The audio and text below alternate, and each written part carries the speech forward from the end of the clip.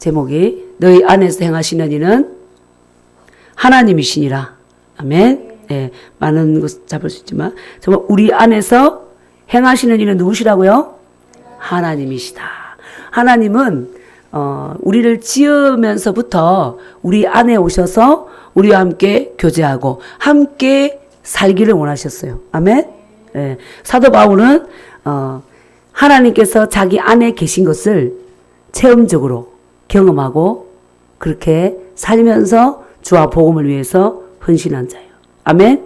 그래서 사도 바울이 복음으로 낳은 이 빌립보 성도들에게 너희 안에서 행하는 이는 누구나 하나님이시다. 이것을 일깨워 주면서 마땅히 어떻게 살아야 될지 이것을 오늘 본문을 통해서도 또 우리에게 말씀해 주고 있습니다. 그때 당시에 썼는데도 우리에게 이게 양식이 될 줄 믿습니다. 네, 12절을 보면 자 이제 보겠습니다. 진짜 예수님을 8절에서 2장 8절에서 11절에서 예수님이 만왕의 왕이요 만주의 주가 되시고 그 예수님의 이름이 이름 앞에 하늘에 있는 것, 땅에 있는 것, 땅 아래에 있는 것 모든 것들이 다 어떻게 한다고요? 굴복한다. 이 예수님께서 하나님께 순종하여 오셨기 때문에 하나님께서 그 예수님을 지극히 높이시고 모든 이름 위에 뛰어난 이름을 예수님의 이름에 주셨다고 했습니다. 아멘. 그러니까 율법을 지켜서 살아야 된다. 그리고 세상에 있는 많은 거짓 신들을 찾지 말고 우상 숭배하지 말고 이 예수님을 굳게 붙잡아라. 너희들이 이 믿는 이 예수님 하나님은 거짓의 하나님이 아니고 살아계시고 신들 중에 신이요 가장 뛰어난 자다. 빌립보 성도들아 예수님을 굳게 붙잡아라. 그렇게 말씀하고 있는 거예요. 그러면서 여기서 그러므로 우리에게도 말씀하시는 거죠. 우리가 예수님 믿으면서도 이러잖아요.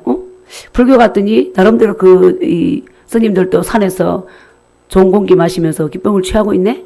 무슬림도 뭐 자기네들 구원이 있다고 그러네. 또 힌두교도 그러네. 이거는 이만희를 따르는 그자들도 그러네. 도대체 뭐야? 어떤 종교가 진짜야? 대순진리고 맞네. 혹시 내가 믿는 하나님이 진짜가 아니면 어떡하지? 마귀가 주는 그런 의심이 틈타면 이 말씀이 믿어지지 않고 말씀에 의심이 들어오면서 말씀을 향해 달리지를 못하는 거죠. 그래서 악한 마귀가 그런 의심을 가진 자에게 역사하여서 하나님께서 말씀하신 것을 붙들지 못하도록 우리를 그저 믿음을 흔듭니다. 그래서 그때 당시에도 많이 흔들었죠. 예수님만 믿어도 되는 게 아니라 율법을 지켜라 이렇게 하고 다른 신들을 또 섬기고 우상 숭배하고 그렇게 했습니다. 그래서 사도 바울이 예수님이 누구신지 다 부활시킨 거예요. 아멘. 그러시면서 우리에게 다시 또 말씀하시는 그러므로 12절 시작. 그러므로 나의 사랑하는 자들아 너희가 나 있을 때뿐 아니라 더욱 지금 나 없을 때에도 항상 복종하고 두렵고 떨림으로 너희 구원을 이루라. 네, 스승님이 옆에 계실 때는 계시기 때문에 말씀을 잘 듣고 순종할 수 있는데 예를 들어서 교회 목회자가 없어. 지금은 이제 저기 사랑제일교회 같은 경우 정광 목사 안 계셔. 그죠?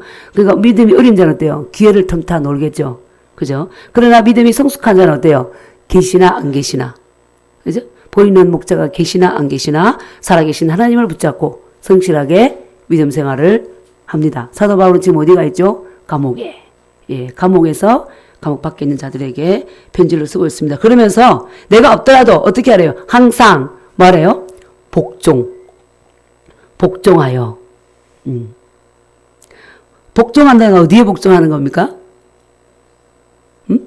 말씀에 복종하라는 거죠. 말씀에. 그리고 말씀에 복종하고 그 자기를 인도하는 자가 이단이 아니고 하나님 앞에서 바르면 그 종에게 또 우리가 순종해야지 되는 거예요. 아멘.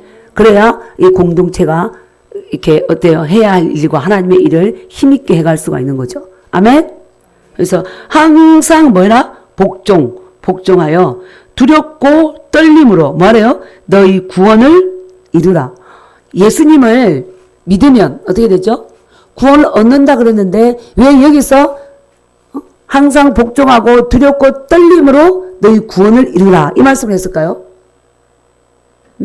구원을 우리가 이루어 가야 되나?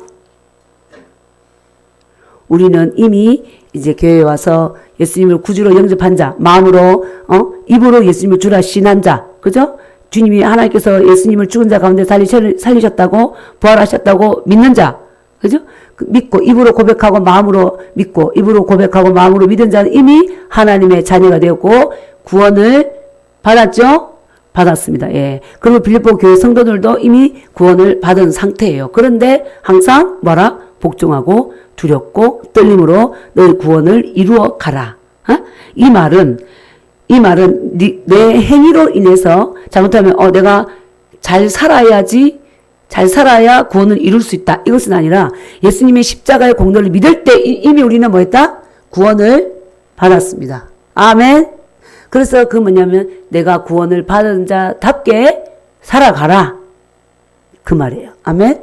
그래서 베드로전서 그 2장도 한번 가보겠습니다. 베드로전서 2장. 베드로도 똑같은 말을 우리에게 하고 있습니다. 베드로전서 2장 1, 2절 보겠습니다. 1, 2절. 시작. 그러므로 모든 악독과 모든 기만과 외식과 시기와 모든 비방하는 말을 버리고 갓난 아기들 같이 순전하고 신령한 젖을 사모하라. 이는 그로 말미암아 너희로 구원에 이르도록 자라게 하려 함이라. 아멘. 네. 그래서 1절 보면 모든 악독, 모든 기만, 외식, 시기, 모든 비방하는 말을 뭐라? 버리라. 아멘. 네. 버리라고요. 뭘 버리래요? 이건 뭐요? 실제적인 삶 속에서 내 말과 생각과 행실을 다루는 거예요. 네? 악독, 악한 생각, 기만, 속이는 것, 외식, 겉과 속이 다른 것, 시기하고, 시기는 뼈를 썩게 한다 그랬죠. 형제가 잘 되는 거 보면 우리는 축하해줘야 되는데 이 사탄이 지배하는 그 마음을 가지고 있으면 시기심이 일어나는 거예요. 시기, 그리고 뭐 모든 비방하는 말, 말을 뭐라? 버려라. 우리가 버려야 될 것이 있고 취해야 될 것입니다. 버리고 갓난 아기들 같이 순전하고 신령한 젖. 순전하고 신령한 젖이 뭐죠? 아기를 낳았을 때 엄마가 이제 초유를 주고 뒤를 주고 그래서 순전하잖아요. 그죠? 불순물이 섞이지 않은. 그것처럼 순전하고 신령한 젖은 순수한 복음입니다. 다른 거 섞이지 않은 것. 예를 들어서 할례도 받아야 구원받고 예수 믿어도 구원받는다. 예수님만 믿어서는 안 돼. 십자가 예수님 믿으면 안 돼. 이 할례도 해야 되고 밖에 나가면 손도 씻어야 돼. 이거는 순수하고 신령한 젖이 아니죠. 그죠? 순수하고 신령한 젖은 오직 예수 그리스도 십자가의 그 복음. 그 복음을 그 말씀을 뭐하라?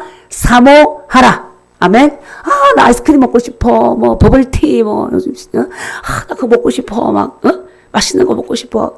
그거보다도 뭐하라? 순수하고 신령한 젖을 사모하라. 순수 복음, 십자가의 복음을 사모하고 붙잡아라. 이는 그로 말미암아 그 복음으로 너희로 어디에 이르게 한다?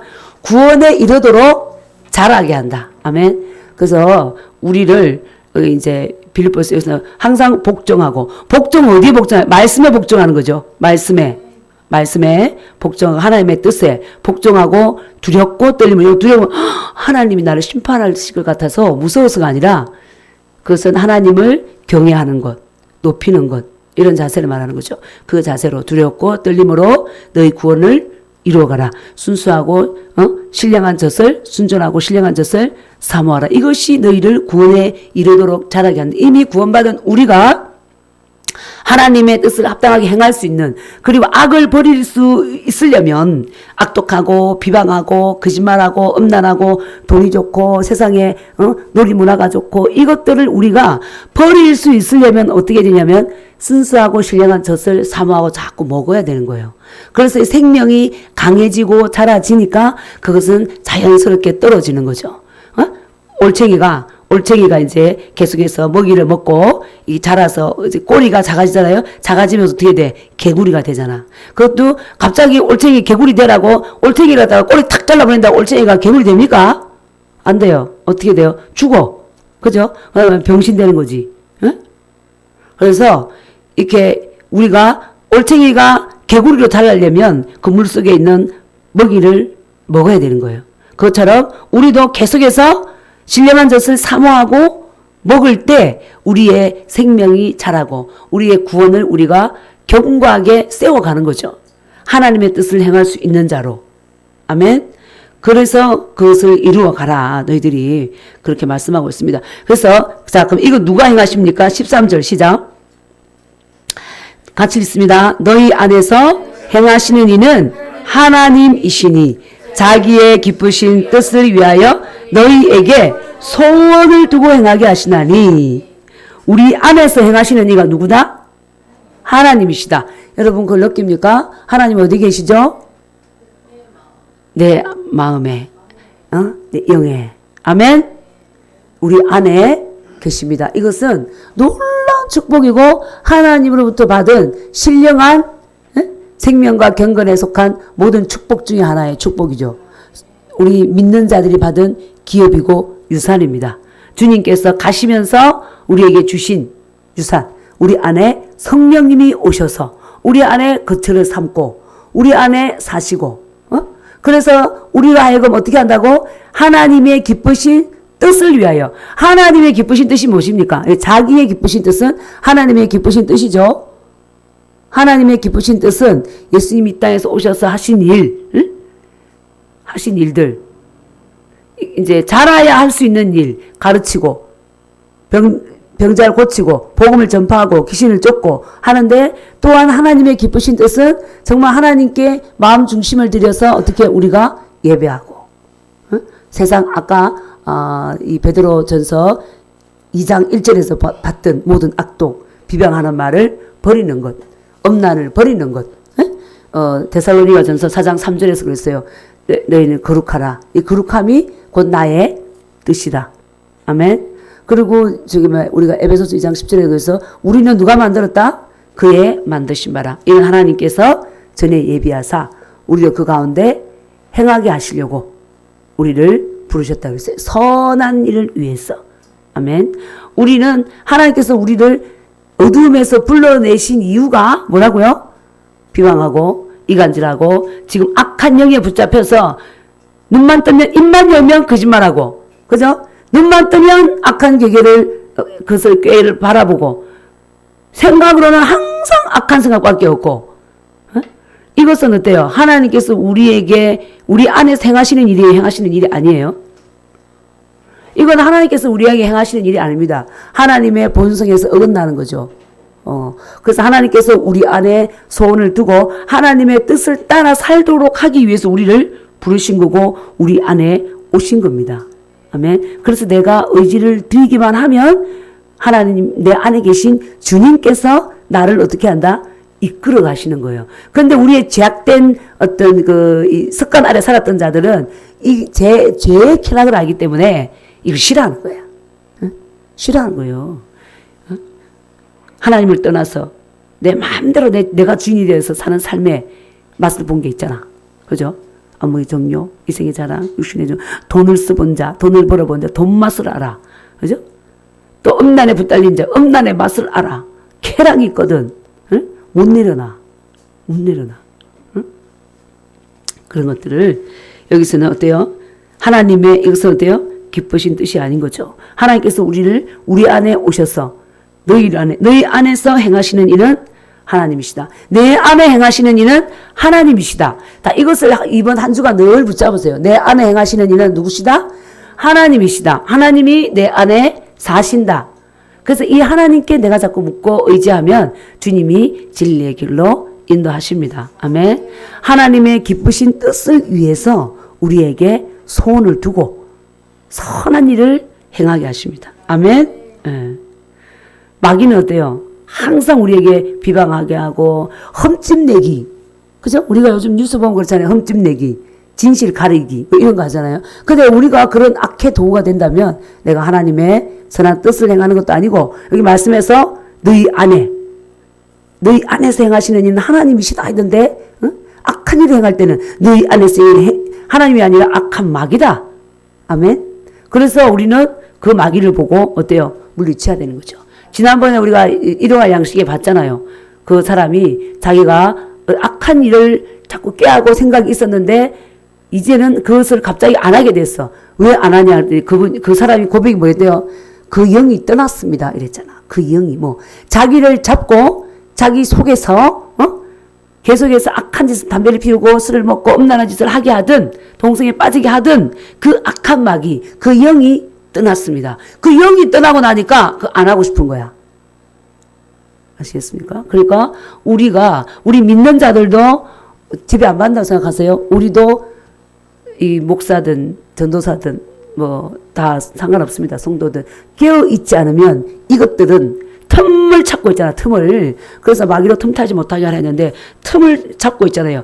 한순간만 되면 그 길을 잡고 입을 잡기도 하고 생각을 잡기도 하고 눈을 잡기도 하고 잡아서 자꾸 하나님께 나아가는 길을 흐리게 하는 거죠. 그래서 근데 자기 정체는 숨기고 근데 우리는 깨어있지 않으면 속이는 자에게 어때요? 속는 거예요. 그래서 우리가 계속해서 나를 점검해야 돼요. 내 안에 나는 누구이고 내 안에 누가 계시지? 내 안에 주님이 계신다. 근데 하나님의 형상과 반대되는 것이 자꾸 나올 때는 이게 내가 아니구나 하면 됩니다. 정말 내가 아닌 거예요. 우리는 하도 그것이 나인 것처럼 살아왔기 때문에 나인 줄 알아. 비방하고 비난하고 욕하고 술 좋아하고 음란한 거 좋아하고 안목의 정력 즐기고 막 이런 것들이 난 줄 알아요. 내가 아니라니까. 아멘. 누구예요? 도둑놈이 온 거죠. 도둑놈이. 그러니까 우리는 속지 말고 당장 예수 이름으로 모든 이름 위에 뛰어난 이름을 주셨잖아요. 예수 이름으로 나를 속이는 악하고 더러운 영은 내게서 나가라. 부드러운 말로 해도 자녀의 건세로 말해도 그것은 어떻게 해요? 갈 수밖에 없습니다. 그래서 우리가 정말 하나님의 뜻과 하나님의 선하신 뜻과 어긋난다. 이것은 어때요? 버려야 되는 거죠. 자, 그러면서 14절 시작. 모든 일을 원망과 시비가 없이 하라. 그러니까 이 사도 이 바울이 성도들을 섬길 때 성도들이 계속해서 변화되지 않고 자라지 않았으니까 내가 설거지를 더 많이 했어. 왜 너는 안 해? 응? 그렇게 하면서 내가 교회 청소 더 많이 했어. 그죠? 내가 서빙 더 많이 했어. 내가 전도 더 많이 했어 하면서 쟤는 왜 안 해? 원망하고 시비 걸고 이런 일이 많이 있었던 거죠. 많이 봐왔던 거죠. 그래서 너희들은 그런 일을 하래 말해요. 모든 일을 원망과 시비가 없이 하라. 근데 요즘에 네이버 보니까 요즘 이제 코로나 때문에 집안에 많이 머물잖아요. 많이 머무니까 이제 남자들은 우리나라에 그게 있어. 가부장적인 어떤 제도 아래서 중국은 사실은 공산주의 때문에 다 동지예요, 동지.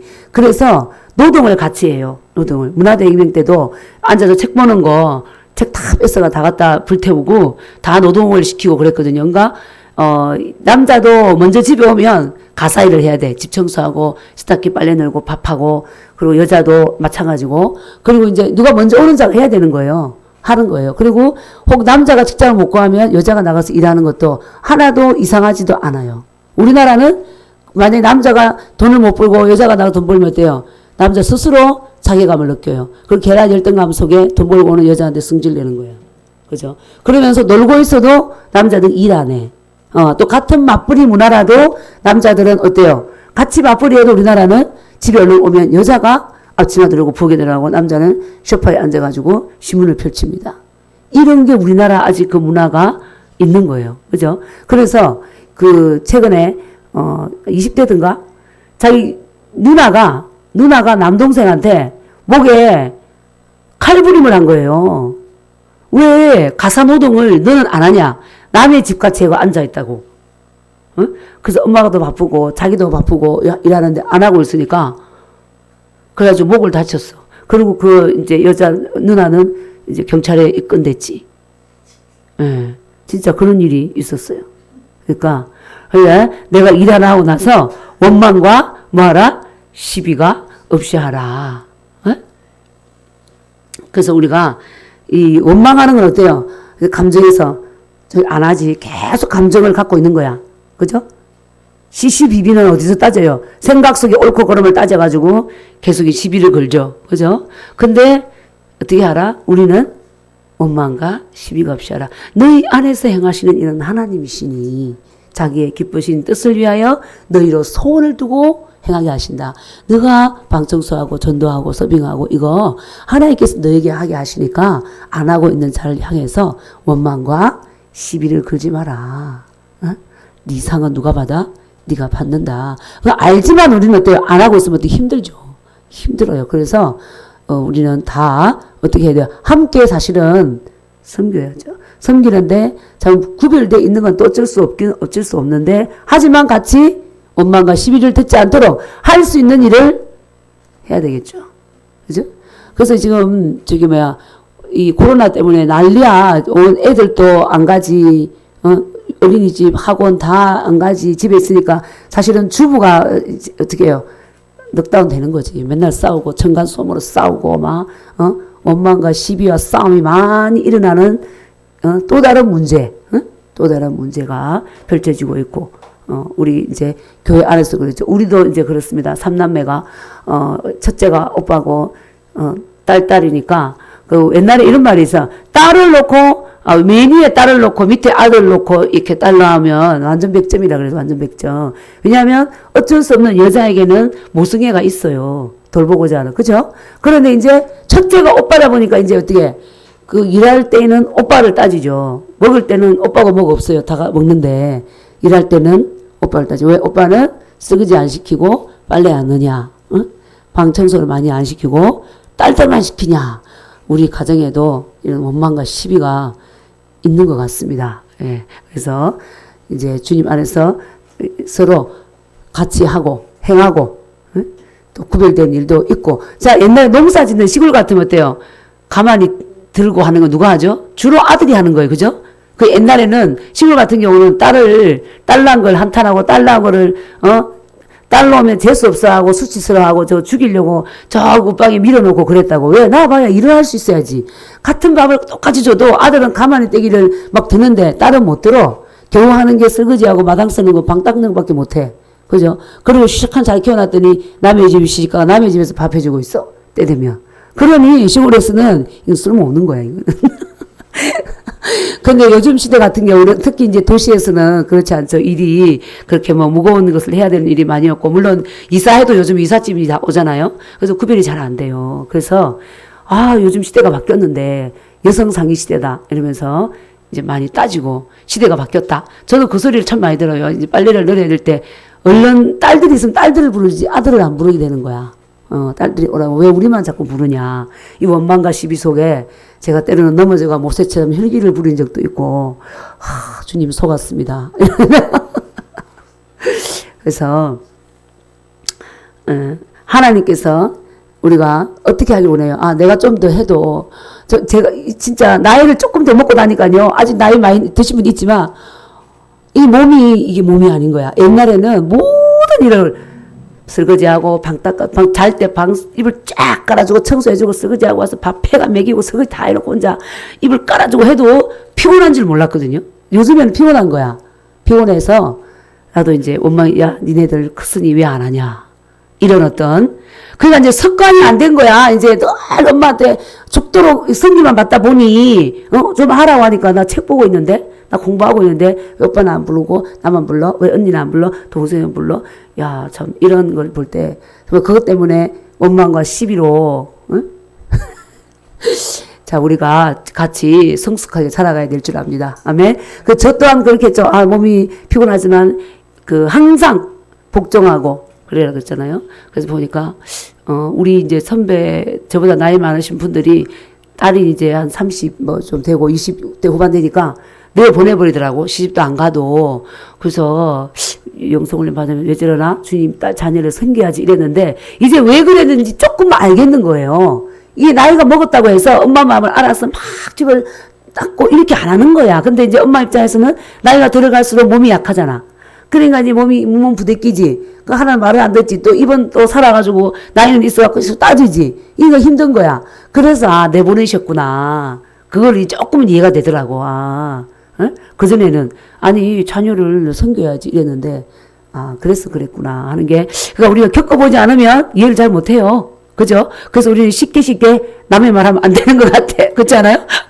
남의 말하면 안 되고 그 상황이 되어보지 않으면 그걸 다 이해할 수가 없어. 그죠? 그래서 이번에 또 뭐 많은 얘기 같지만 누구지?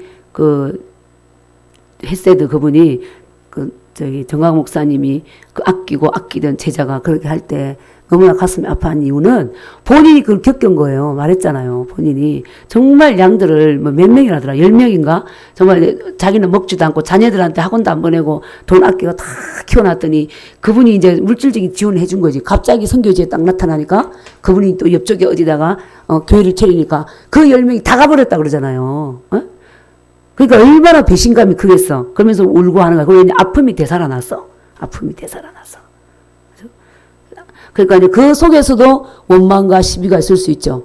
그래서 그분이 그러시더라고. 그 선교사님한테 당신은 이제 오셨고 돈을 지원해 줬지만 나는 여기서 오래 있었으니까 이번에 1년인가 2년인가 내가 하자는 방향대로 합시다. 그런데 그분은 내가 돈을 지원 많이 해줬고 이렇게 섬겼고 앞으로도 내가 돈을 투자해서 할 수 있는데 내가 왜 네 말 듣냐 이런 식인 거지. 절대로 자기에게 안 듣더라는 거죠. 안 듣고 자기 교회를 딱 차리니까 키우던 10명의 제자들이 다 그분에 가버린 거야. 그럼 도대체 이게 뭐냐고. 얼마나 마음이 아프겠어요. 그렇지 않아요? 믿을 거는 진짜 주님밖에 없구나. 그러니까 얘는 믿을 수 있을까 했는데 아무도 없어. 실제적으로 물질을 주고 실제적으로 채워주니까 쑥 나가버려. 그동안 눈물을 흘리고 기도해주고 손잡아주고 했던 거는 다 몰라. 네? 그러니까 이제 얼마나 가슴이 아프겠어요. 그죠? 거기서도 따지고 싶으면 따지겠지. 원망과 시비. 얼마나 생각 속에 원망이 되겠어요. 그 선교사에 대해서. 그동안 돈 준 건 감사하지만 왜 갑자기 이 선교지를 와가지고 돈 가지고 또 차려가지고 끌고 가버리냐. 그죠?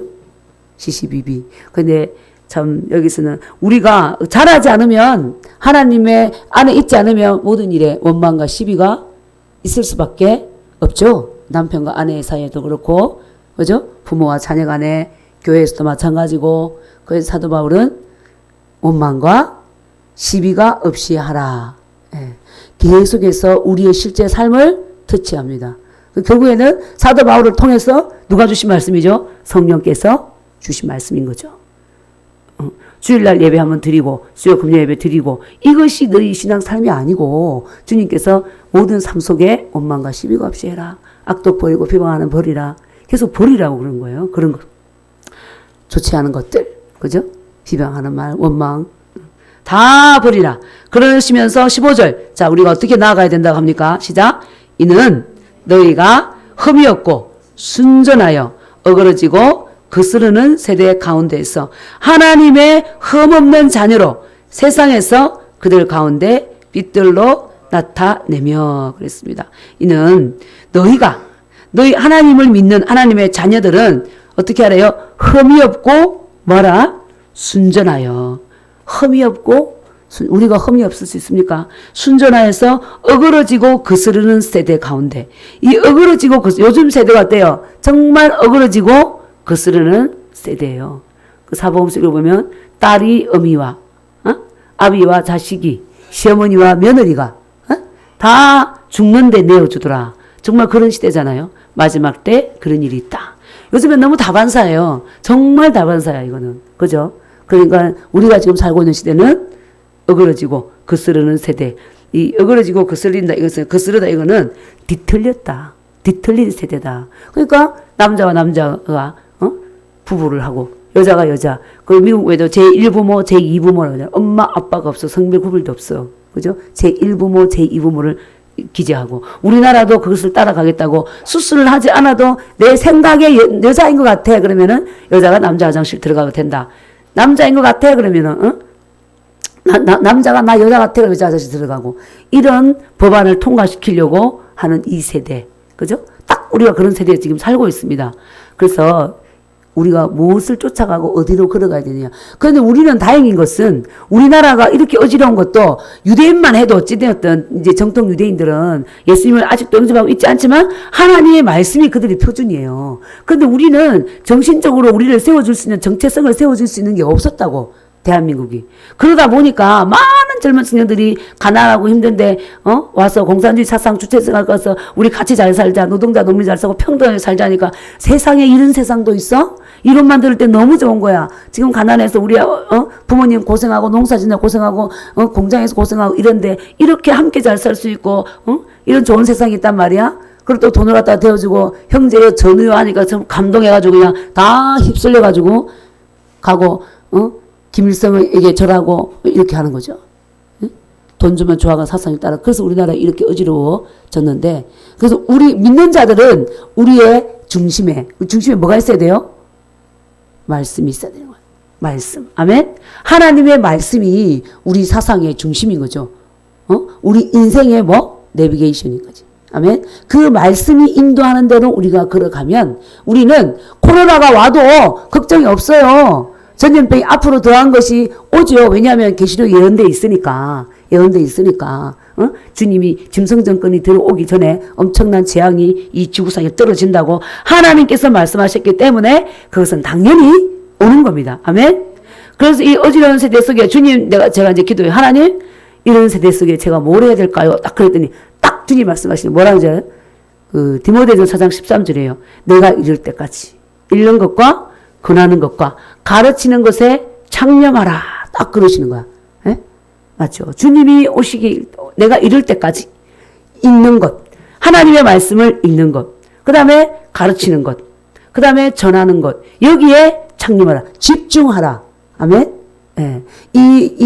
지금 코로나보다 더한 것이 이제는 계속해서 올 것이고, 재난은 일어나게 되어 있습니다. 왜냐? 그 과정을 거쳐야, 누가 오셔요? 재림 예수님이 오시니까. 그것도 성경에 예언돼 있으니까. 성경은 거짓말 하지 않죠. 그러니까 우리가 이런 것으로고, 이 뒤틀린 세대 가운데에서 너희들은 어떻게 하라고? 하나님의 흠없는 자녀로 세상에서 그들 가운데 뭐로 나타내라? 빛들로 나타내라. 하나님의 자녀는 내가 예수님 영접하는 순간 어떻게 됐다고요? 내 안에 하나님의 생명과 본성이 주어졌잖아요. 그죠? 이제는 뭐요? 마귀의 본성이 빠졌어요. 교만하고 거짓말하고 억난하고 더럽고 거짓 증거하고 이것은 빠졌다니까. 빠졌는데 내가 계속 사는 건 뭐냐면 자꾸 내가 옛날에 나가 난 줄 알고 그 옛날에 나를 붙잡고 있는 거예요. 옛사람의 나. 옛사람은 이미 죽었다고 했는데도 하나님의 말씀을 완악한 마음에 안 받아들이는 거죠. 안 받아들이는 거예요. 말씀을 말씀 그대로 믿지 않는 거예요. 그러니까 계속 악한 생각 가운데 원망하고 시비하고 그죠? 더럽고 더러운 말하고 이런 가운데 나를 버려두는 거예요.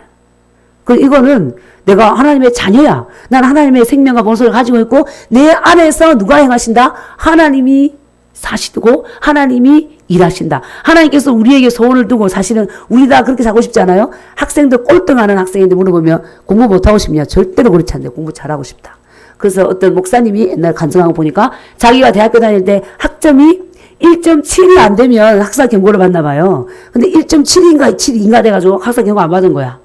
그런 식으로 성적이 낮았던 거예요. 근데 하나님께서 회복시켜 이제 자기가 정신을 차리고 공부를 한 거죠. 이제 했는데 어떻게 된 목사가 되고 이렇게 지금 영향력을 끼치는 삶을 살고 계시는데 꼴등하는 사람인데 공부 못하고 싶냐? 아니 잘하고 싶어. 그죠? 그리고 우리가 하나님을 믿는 우리가 나 악하게 살고 싶어. 이런 사람 아무도 없잖아요.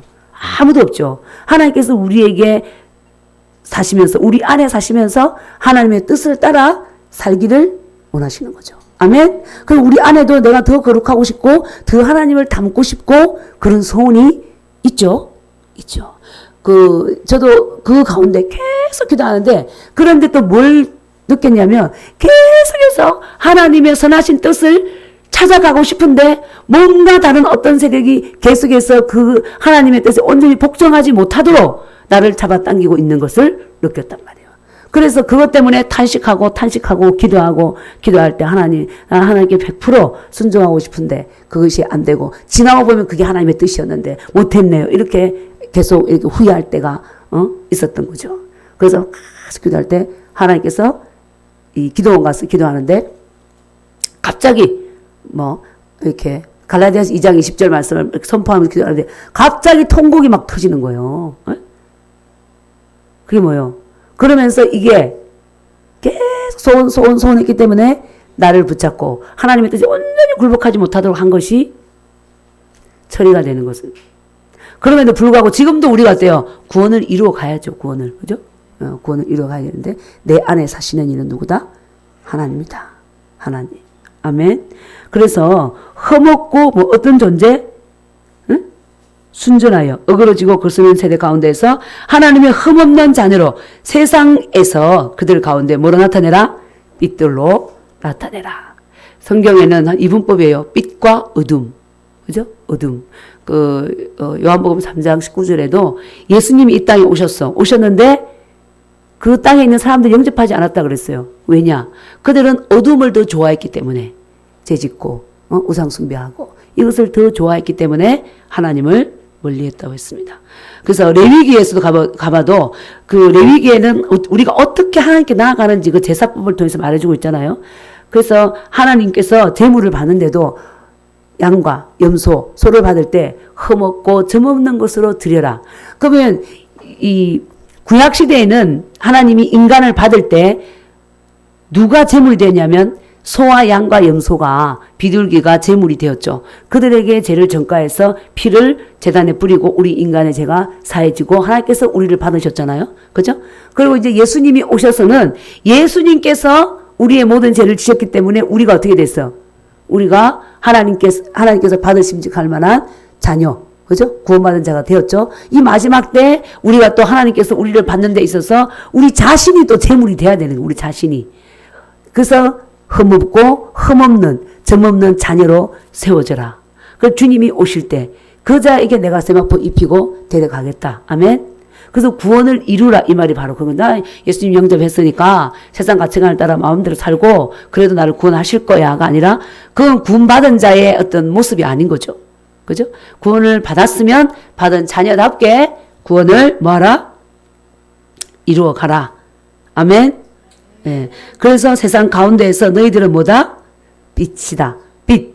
마태복음 5장 14절에서도 예수님이 직접 말씀하셨습니다. 산상수훈에서 자 보겠습니다. 너희는 세상의 빛이라. 산 위에 있는 동네가 숨겨지지 못할 것이요. 그러니까 또 제자들이 향해서 말했죠. 너희는 뭐다? 세상의 빛이다. 빛. 빛은 뭐요? 어둠이 없다는 거예요. 하나님의 형상으로 지음받은, 하나님의 모양을 따라 지음받은 그 자녀다. 아멘? 우린 그런 자입니다. 그래서 하나님께서 우리 안에 사시고, 우리를 하여금 우리 안에 사시는 이유도 우리를 흠없고 점없는 자녀로 세우시기 위해서 그런 거룩한 소원을 줘서 신령한 젖을 사모하게 해서 그 신령한 젖을 내가 자꾸 먹을 때 어둠이 어때요? 떠나가는 거예요. 네? 그래서 하나님의 뜻을 쫓아 걸어갈 수 있게 되는 거죠. 아멘? 아, 하나님이 이렇게 말씀하셨구나. 말씀 자체가 능력이고 말씀 자체가 빛이기 때문에 빛 앞에 나오면 어둠이 드러나고 우리 자신의 모습이 비춰지는 거죠. 그러면서 어둠을 버리고 아멘? 빛의 자녀로 세워져라. 그래서 이미 우리에게는 뭐가 있다고요? 하나님의 생명과 본성이 주어져 있다. 아담과 하와가 선악과를 딱 먹는 순간 사탄의 본성과 생명이 그 안에 들어갔어요. 그래서 살인하고 죽이고 교만하고 책임 전가하고 그런 삶을 살았죠. 그런데 우리는 하나님의 자녀이기 때문에 하나님의 생명을 나타낼 수 있는 빛의 삶을 살 수 있는 그것이 우리에게 어떻게 돼 있다? 주어져 있다. 아멘. 그래서 우리가 그것을 늘 어떻게 해야 돼요? 인식해야 되는 거예요. 인식해야 되는 거예요. 그러지 않으면 잊어버려. 내가 누구인지 잊어버리는 거예요. 자, 그러면서 16절 봅니다. 시작. 생명의 말씀을 밝혀 나의 다름질이 헛되지 아니하고 수고도 헛되지 아니하므로 그리스도의 날에 내가 자랑할 것이 있게 하려 함이라. 그래서 우리는 하나님의 흠없는 자녀로 세워져서 세상에서 그들 가운데 빛들로 나타내며 생명의 말씀을 어떻게 하라고요? 밝혀라. 너희는 세상의 빛이다. 이 빛이 숨겨지지 않는다 그랬잖아요. 그죠? 등 아래 두지 않고 등 위에 두는 것처럼. 그래서 생명의 말씀을 우리가 드러내라. 그래서 우리의 말을 통해서 저 말하는 거 보니까 하나님의 자녀네. 그렇지 않니? 이렇게 돼야 되는데 세상에서 어때요? 하나님의 자녀하고 세상 사람들과 구별이 없으니까 어때요? 개독교네. 이렇게 되는 거야. 그러니까 어떻게 우리가 하나님을 욕먹이고 있는 거죠. 그리고 내가 하나님의 생명과 본성을 가진 그 자녀라는 인식을 못하고 있으니까 그냥 종교적인 행위만 자꾸 하고 있으니까 그리스도 살아계신 그리스도께 집중 안 하니까 그 뭐냐면 하나님께 인격적으로 안 나가니까 주님께 물어봐야 돼요. 주님 제가 이렇게 말할까요? 이렇게 욕할까요? 일할까요? 그 주님, 살아계신 주님을 우리가 집중하는 게 기독교예요. 예? 다른 종교들은 종교 의식을 행하는 건데, 가톨릭만 해도 맨날 의식 행하고 뭐 성수 뿌리고 뭐 하잖아요. 그 오랫동안 40년 있다 나온 사람들이 보니까, 그게 안에 있을 때는 원래 그렇게 하는 줄 알았다는 거야. 나와 보니까 너무나, 이교도적인 게 많다는 거지. 사실은 이교도적이야. 그죠? 그 의식을 행하도록. 우리는 어때요? 예수님 앞에 보혈의 피를 의지해서 고백하면 되잖아요. 잘못했으면. 그러면 끝이라고. 그래서 순전하고 신령한 젖. 그냥 성수 끊고 물 뿌리고 뭐 하고 그걸 통해서 우리가 의식을 행하고 나서 의식을 행하러 가는 거야. 주님 만나러 가는 게 아니라 주님 앞에 나가서 내 마음을 통하고 주님을 만나는 게 아니라. 근데 기독교는 내 안에 오신 주님 앞에 나가서 주님 나 오늘 이거 했는데 잘한 거 있으면 그 기쁨을 주시잖아요. 그 뭐요? 잘했다는 거죠. 근데 내가 못한 거 있으면 어때요? 마음이 아프잖아요. 이거 이러면 안 되는 후회가 들잖아요. 그럼 내 안에 계신 주님과 주 앞에 앉아 한 영이죠. 그 주님도 후회하시는 거예요. 슬퍼하신다는 거죠. 그 일은 안 했으면 좋겠다. 이 마음이라는 거지. 그래서 우리는 누구를 집중해야 된다? 주님. 아멘? 주님. 그래서 이런 세상이 어지러운데 어떻게 해야 돼요? 주님. 그럼 주님 말씀하세요. 왜? 주님 살아계시니까. 아멘? 나의 주님은 뭐라고 하시나? 그죠? 내 주님. 그래서 우리가 일주일 동안 살면서 주님을 찾습니까? 그죠? 주님을 찾아야 돼요. 저도 놓칠 때가 많아요. 주님을 찾아야 돼요. 정말 주님을 찾고 주님 안에 들어가면 참 평안해. 예, 기쁘고. 그리고 주님이 방향이 되는 말씀을 하시잖아요. 그래서 지난번에도 정강 목사님 과목 들어 하나님 뭘 해야 되죠? 그랬더니 응? 전도와 선교에 몰입하라. 다 이렇게 말씀하시네요. 그래서 이번에도 코로나로 어지럽잖아. 막 주님 막 세상이 어지럽고 그런데 주님 어떻게 해야 되죠? 내가 이럴 때까지 읽는 것과 권하는 것과 가르치는 것에 창념하라. 이 말씀하시는 거예요. 그러니까 세상이 막 전염병으로 막 이탈리아 같은 경우는 하루에 막 300몇 명씩 죽고 400명씩 죽고 세상이 지금 어수선하잖아요. 그러면 이렇게 산으로 가야 되나 들로 가야 되나 지금 뭘 해야 되나 우왕좌왕하고 아이고 이럴 때 또 돈을 또 많이 돈 벌러 가야 되나 이거 뭐 어쩌고 막 이렇게 부산스럽게 믿는 자들 어떻게 해야 되나 지금 뭐 전도하려고 해도 사실은 뭐 신방도 못 가 혹시나 해가지고 오는 것도 반가워하지도 않아. 그죠? 코로나 들고 올까 봐. 또 뭐 신도가 와도 그렇고 주님 어떻게 해야지 읽는 것과 권하는 것과 가르치는 것에 창념하라. 그래서 할 수 있는 자리에서 말씀을 늘 보고 순전하고 신령한 젖을 내가 사모하고 막 부안해도 하지 말고 그리고 가르칠 수 있는 자에게 말씀을 가르치고 전화로 이제 가르치고 그죠? 저 울산에 있는 조카한테는 전화로 일주일에 한 번씩 일대를 하는 거죠. 전화로 가르치고 집에 있는 자녀들 가르치고 그래서 내가 이럴 때까지 그 일을 해라. 딱 그러니까 예 알겠습니다. 이렇게 되는 거죠. 주님 방향을 딱 주시잖아요. 네 주님 그 일에 집중하겠습니다. 부안해동하지 않고. 아멘. 그래서 우리가 여기서 생명의 말씀을 밝혀라. 이거는 빛이니까 하나님의 말씀을 내 안에 밝히고 내 안에 밝히지 않은데 어떻게 내가 남한테 밝히겠어요? 그렇잖아요? 내 안에 밝히고 또 주위에 있는 사람들에게 밝히고 그래서 빛을 비춰라. 아멘. 하나님의 말씀을. 그래서 베드로전서 2장 9절에 나오잖아요. 오직 너희는 택하신 족속이요 거룩한 나라요. 그래서 소유된 백성이니 또 왕같은 제사장들 이들을 어두운 데서 불러내어 그 기이한 빛에 들어가게 하신 자의 아름다운 덕을 뭐하게 하랍니다. 선포하게 하라 하십니다. 이게 바로 뭐예요? 생명의 말씀을 세상에 밝혀내는 그 삶으로 우리를 부르셨습니다. 아멘. 네. 그래서 그렇게 할 때 그 밝혀서 나의 다름질이 사도 바울이 이 성도들을 세우느라고 매도 맞고 배고프고 그죠? 가난하게도 살고 고생을 많이 했잖아요. 엄청난 고생을 했는데 나의 이 수고가 어떻게 해라? 헛되지 않게 해라. 이렇게 하는 거예요. 양들에 가르치는 거죠. 그러니까 그렇게 가르쳐놨더니 어긋난 길로 가니까 그 목자는 분노할 수밖에 없잖아요. 그 사도 바울도 나의 이 다름질이 헛되지 않게 해라. 내가 그리스도의 날에 나로 자랑할 것이 있게 해라. 그 사도 바울은 자기가 키운 양들이 내 멸류관이 내 기쁨의 멸류관이라 그랬단 말이에요. 나의 자랑이요.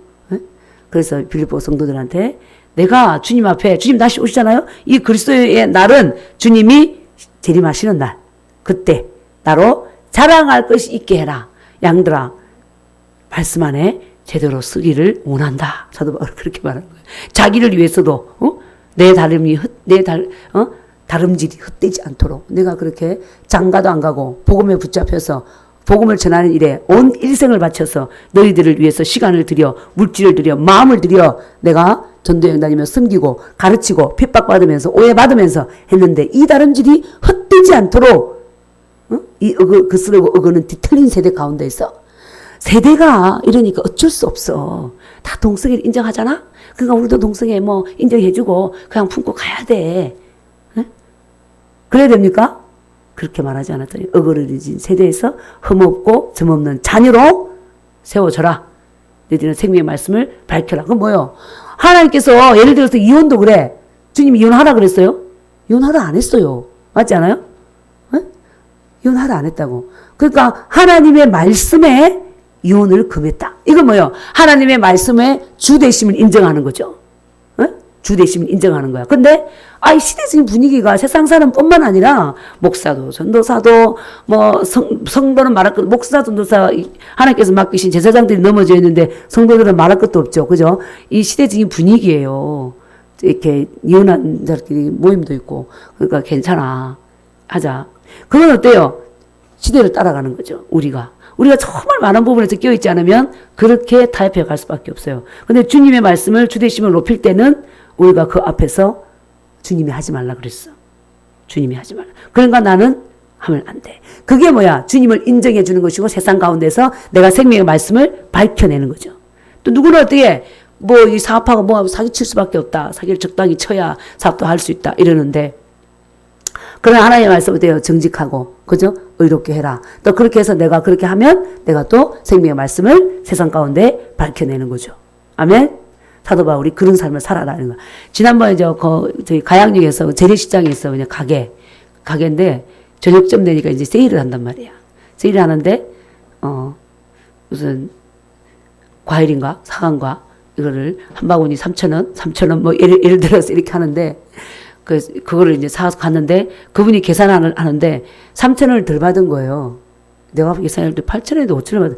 이게 또 세일됐나? 그래서 나와서 보니까 아니야. 그래서 물어보니까 아니에요. 이건 그대로예요. 그러더라고. 내가 다시 들어가서 이게 8,000원인데 5,000원만 받으셨네요. 하고 내가 3,000원 받으세요. 그랬더니 놀래가지고 쳐다보는 거야. 세상에 다른 사람들 같으면 얼큰이 너무 잘 됐다고 갈 텐데 이걸 갖다 주시냐고. 복 받으세요. 복 받으세요. 그러는 거야. 예? 그게 뭐야? 어쨌든 적은 돈이지만 내 안에 누가 계셔요? 주님이 계시잖아요. 얼큰이 집에 가자. 3,000원 벌었다. 이게 아니라 적은 돈이지만 가서 물론 그분에게 나 교회 다녀 말은 안 했어요. 그랬더니 어쨌든 그분이 감동을 먹는 거야. 감동을. 더 받으셔야 된다고 하고 이제 갖다 드렸더니 어쨌든 우리가 작은 부분에서도 정말 정직할 때 그 사람들이 감동을 먹는 거예요. 그죠? 작은 부분에서. 그게 또 정직을 나타낸 거지. 하나님의 성품, 빛들로 나타낸 거죠. 아멘. 그래서 우리가 여기서 사도 바울이 말하는 게 원망하지 말고 시비 거지 말고 이 그스른 세대 가운데 가정에 지금 기울이 어디 있어요 지금. 그죠? 지금 자녀들도 이 정교조를 통해서 맨날 내 인생은 내 거니까 부모들이 자녀 인생을 터치 못하게 하라. 터치하려 터치도 못하게 하고, 맞지 않아요? 같이 이게 먹으려고 대들고, 이런 거스르고 어그르는 세대 가운데서 너희들도 똑같이 하나님의 자녀들아, 그렇게 살아라. 절대로 그렇지 않았죠. 네? 흠없고, 정없는 자녀들로, 빛들로 나타내라. 아멘? 네. 그래서 그리스도의 날에 내가 뭐 하기 위해서? 자랑할 것이 있게 하기 위해서. 그리스도의 날 한번 찾아볼까요? 살전 5장 2절. 살전 그리스도의 날은 예수님이 재림하는 날입니다.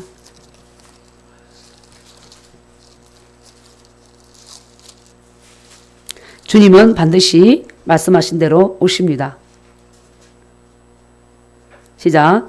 주의 날이 밤에 도둑같이 이를 줄을 너희 자신이 자세히 알기 때문이라. 그게 주의 날이, 주님이 재림하시는 날이 오신다. 그들이 평안하다 안전하다 할 그때에 임산한 여자에게 해산의 고통이 이른과 같이 멸망이 갑자기 그들에게 이르리니 결코 피하지 못하리라. 그래서 우리가 이 글수의 날에 우리가 깨어서 뭐하고 있어야 된다? 졸지 않고 깨어 있어야 한다.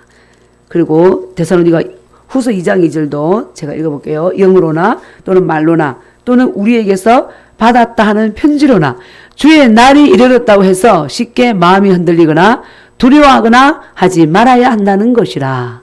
왜? 주의 날은 마지막 때 주님이 예비된 신부를 데리러 오는 날, 기쁘고 즐거운 날. 우리가 그걸 생각해야지. 믿지 않은 자들은 심판의 날이지만 우리에게는 어때요? 기쁨의 날인 거죠. 우리가 강도에게 붙잡혀 있고 강도에게 맨날 시달린다. 예를 들어. 그런데 경찰이 오는 건 어때요? 강도에게는 심판의 날이고 감옥 가는 날이지만 그 붙잡힌 자에게는 어때요? 해방의 날이잖아요. 그래서 주의 날은 우리가 해방의 날, 기쁨의 날, 잔치의 날. 믿는 자는 잔치의 날이잖아요.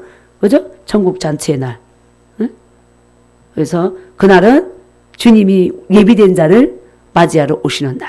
그 날을 소망하고 흠없고 점없이 하나님의 자녀로서 생명의 말씀을 밝히며 빛들로 나타나라. 사도 바울이 우리에게 권면하고 있습니다. 네, 17절 시작. 만일 너희 믿음의 재물과 섬김 위에 내가 나를 전제로 드릴지라도 나는 기뻐하고 너희 무리와 함께 기뻐하리니 그랬습니다. 만일 너희의 믿음의 재물 그랬는데 여기서 이제 사도 여기 빌립보 성도들이 하나님께 대한 믿음이 있었고 또 이제 믿음의 재물과 섬김 위에 그랬잖아요. 이 사도 바울이 선교 여행할 때 도운 교회가 이 빌립보 교회였어요. 5장 한번 가볼게요. 4장 빌립보서 4장 뒤에 한번 가보겠습니다. 14절부터 18절까지 한번 같이 읽어보겠습니다. 시작. 그러나 너희가 내 괴로움에 함께 참여했으니 잘 알았도다. 빌립보 사람들아 너희도 알거니와 복음의 시초에 내가 마게도냐를 떠날 때 주고받는 내 일에 참여한 교회가 너희 외에 아무도 없었느니라. 데살로니가에 있을 때에도 너희가 한 번뿐 아니라 두 번이나 나의 쓸 것을 보내었도다. 내가 선물을 구함이 아니요 오직 너희에게 유익하도록 풍성한 열매를 구함이라. 내게는 모든 것이 있고 또 풍부한지라. 에바브로디도 편에 너희가 준 것을 받음으로 내가 풍족하니 이는 받으실 만한 향기로운 제물이요 하나님을 기쁘시게 한 것이라. 아멘. 예, 자기가 선교 여행 가는데 복음의 시초에 주고받는 일에 참여한 교회가 빌립보 교회밖에 없었다. 데살로니가 있을 때에도 너희가 나의 쓸 것을 채웠고 근데 내가 이거 돈을 좋아해서가 아니라 정말 그 섬긴 그 재물에 풍성한 열매가 있기를 원한다. 마음 있는 곳에 물질이 있다고 그랬잖아요. 하나님을 사랑하기 때문에 재물을 드린 거죠. 그러니까 하나님께 대한 믿음이 견고해지고 또 4장 19절에서도 하나님께서 영광 가운데 너희 쓸 것을 채워주시기를 원한다. 너희가 드린 재물은 향기로운 재물이다. 그렇게 얘기하고 있습니다. 그래서 본문에서 17절 2장 만일 너희 믿음의 재물과 섬김 위에 이렇게 헌신하고 나를 섬긴 위에 내가 나를 전제로 드릴지라도 나는 기뻐하고 너희 무리와 함께 기뻐하리니 그랬습니다. 여기서 여기 전제는 뭐냐면 구약시대에 하나님께 나아가는 이스라엘 백성들이 하나님 앞에 드리는 제사 중에 하나였죠. 5대 제사 외에 전제가 있었어요. 이 전제는 그 포도주를 부어 드리는 거예요. 제물을 드리고 나서 그 위에다가 포도주를 부어 드린 거예요. 레위기 23장 13절 말씀 보면 제가 읽겠습니다.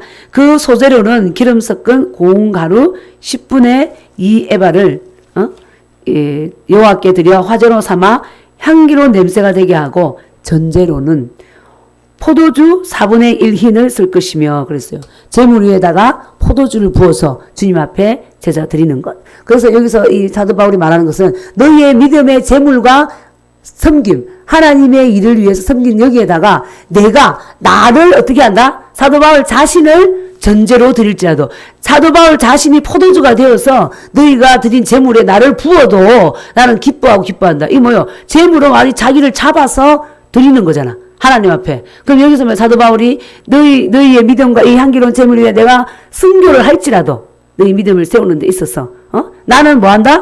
기뻐한다. 사도 바울은 오로지 복음에 붙잡힌 자, 아멘. 순수한 복음을 선포하고 십자가의 복음을 전도하는 일 이외에는 어떤 것도 기뻐하지 않는다 그랬어요. 다 세상 것은 배설물로 여긴다. 그러니까 나는 순교를 당해도 뭐다? 기뻐하고 기뻐하리라. 너희들이 드린 이 믿음의 제단 위에 내가 나를 거기다가 온전히 다 드려도 나는 기뻐한다. 사도 바울 자신은 너희들이 믿음의 제물로 쓰고 섬김에 쓰는데 내가 죽더라도 너희가 믿음의 제물로 제대로 쓴다는 그 자체로 나는 뭐한다? 기뻐한다. 아멘. 이게 뭐예요? 구원을 이뤘는데 장성한 분량의 이런 모습인 거죠. 그렇죠? 그래서 사도 바울은 늘 우리에게 나를 본받은 자가 되라. 온전히 목숨을 다 드린 거죠. 사실은 우리가 이게 따라가는 것이 쉬운 일은 아니에요. 사도 바울은. 그렇죠?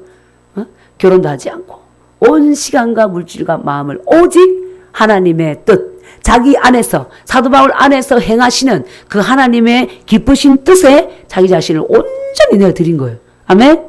예. 그래서 우리가 이 말세를 만난 우리도 하나님께서 말씀하시는 내가 이럴 때까지 너희들은 말씀을 믿고 묵상하고, 그죠?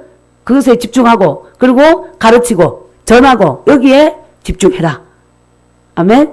그렇게 할 때 주님이 오실 때 어때요? 기쁘죠? 기쁘게 우리를 맞이하실 줄 믿습니다. 아멘. 그러면서 사도 바울은 내가 기뻐하는 것처럼 내가 전제로 내가 순교를 하면서까지 이 내가 포도주가 되어서 다 부어져도 내 몸이 내 목숨이 날아가도 나는 기뻐하고 너희들도 기뻐하라. 이 나라 이 민족이 자유민주주의만 된다면 예수 한국 복음 통일만 된다면 나는 죽어도 좋다 하고 있는 정광 목사님과 같은 심정인 거죠. 그죠? 그런데 이 심정을 사도 바울이 이때 많은 사람들이 인정했냔 말이에요. 계속해서 핍박하고 율법을 해치는 자다. 그죠? 유대민족을 어지럽게 하는 자다. 계속해서 우리의 전통을 무시하는 자다. 죽이려고 사도 바울을 따라다닌 자들이 적대자들이 있었습니다. 그 적대자들이 있다고 해서 그 사람이 간 길이 잘못된 길이 아닌 거죠. 하나님의 뜻에 따라간다고 해서 항상 모든 사람이 나를 칭찬하는 것은 아니다. 악한 영에 붙잡힌 자는 당연히 맞설 수밖에 없다. 그럼에도 불구하고 사도 바울은 굴하지 않았다는 것. 아멘. 예. 자, 그래서 이제 19절부터 30절에는 두 인물이 나옵니다. 디모데와 에바브로디도로 얘기를 하고 있습니다. 자, 그래서 먼저 24절까지 다시 한번 읽어보겠습니다.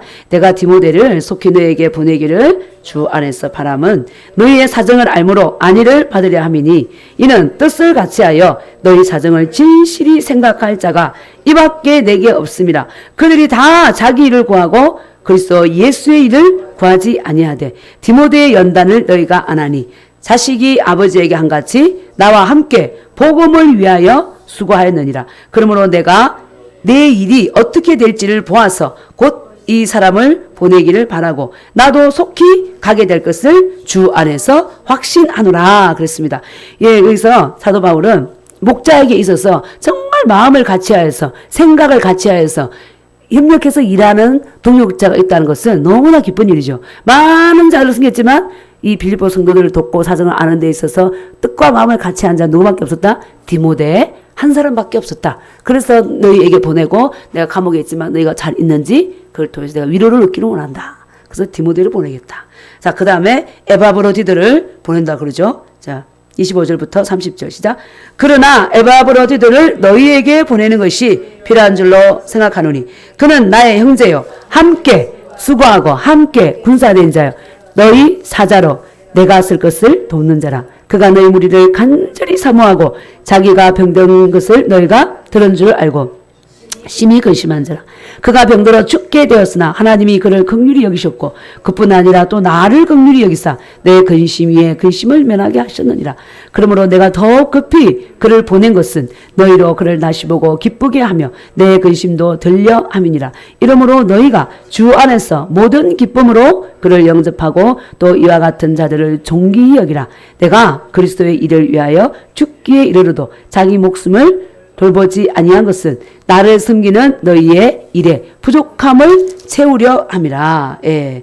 그래서 디모데와 에바브로디들 얘기하면서 그 교회 공동체 안에서 서로 성도들 간에 교제도 하고 서로의 아픔을 챙기고 돌보기를 원하는 거죠. 그래서 에바브로디드는 이 사도 바울이 함께 복음을 위해서 수고한 자고 군사는 그죠? 이 고난을 받는 자죠. 또 사자다. 그러면서 사도 바울의 끝을 다 채웠고 빌립보 성도들이 부족한 것을 에바브로디도가 다 채웠다. 그리고 그런데 여기가 병이 들었어. 그렇게 주와 복음을 위해서 희생하고 헌신했으면 하나님 병 주시면 됩니까? 그죠? 그런데 이 육체적인 질병을 얻었어요. 그런데 사도 바울도 머리 손수건만 얹어도 사도행전 나오잖아요. 다 병이 나왔는데 자기 옆에 있는 이 에바브로디도 충성된 그리스도의 좋은 군사. 여기가 아파 있는 것을 낫게 하지는 못했어요. 얼른. 맞잖아요? 그걸 볼 때 가슴이 아프고 힘이 들었는데 하나님께서 마침내 그를 치유해 주셨다. 그래서 나도 기쁘고 내 근심이 들어졌다. 예. 그러면서 이제 이 에바브로디를 보내는데 그를 기쁘게 여기라. 그래서 이 자는 바로 너희가 부족한 것을 다 채워서 자기 목숨까지라도 내어주면서 복음을 위한 일에 희생을 한 자다. 그래서 사도 바울이 정말 그 디모데와 에바브로디들을 칭찬하면서 또 교회 공동체에게 이 자들을 귀히 여기고 돌아보고 섬겨라. 이렇게 건면하고 있습니다. 그래서 사도 바울은 가보니까 정말 이 사도로서 리더로서 가면서 또 협력현자에 대해서 그 공로를 충분히 인정해주고 또 교회 안에서 함께 기뻐하고 함께 섬기고 세워져 나가도록 돕고 있어요. 아멘. 그래서 우리가 믿음의 생활에 있어서도 우리 이제 각자가 주님을 만나야 되고 내 안에서 일하시는 주님을 만나야 되지만 그것은 또 교회 공동체에서 함께 더불어 나아가야 된다는 것을 또 보게 됩니다. 우리가 정말 이 마지막 때 우리 안에서 소원을 두고 행하시는 주님의 기쁘신 뜻을 따라 선한 열매를 풍성하게 맺을 수 있기를 기도합니다. 아멘. 네, 제가 기도하겠습니다. 기도하고 마치겠습니다. 살아계신 아버지 하나님 감사합니다. 오늘